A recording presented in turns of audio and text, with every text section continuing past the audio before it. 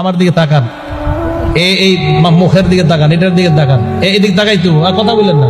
এই দেখেন, এবার এটার দিকে তাকান, এক ফোঁটা পানি পড়বে দেখেন।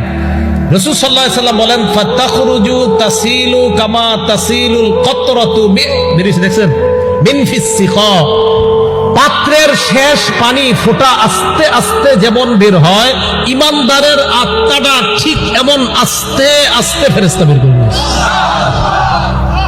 তাসিলুল কতরাতু মিন ফিস সিখা, যেইভাবে পাত্র থেকে, পাত্রের মুখ থেকে আস্তে আস্তে বের হয়, এইভাবে বের হয়। বের হওয়ার পর ওলামারা ছাড়া অন্যরা বলবেন, বলেন তো ফেরেশতারা কি নিয়ে আসছে? কাফনের কাপড়, জান্নাতের কাফনের কাপড়।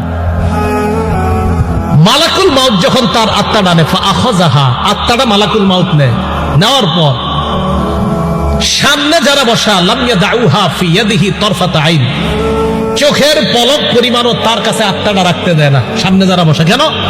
আমরা খুব আগ্রহ নিয়ে আসছি, আপনি এতক্ষণ রাখা দরকার নেই, আপনি তো বের করছেন, তাড়াতাড়ি আমাদের এই জান্নাতের কাফনের কাপড়ের মধ্যে দিয়ে দিন। ইমানদারের আত্মা, তাহলে বোঝা গেল জান্নাতের কাফনের কাপড় নিয়ে আসি ইমানদারের আত্মা নেওয়ার জন্য, আর আমরা কাফনের কাপড় আনি ইমানদারের লাশ দাফন করার জন্য।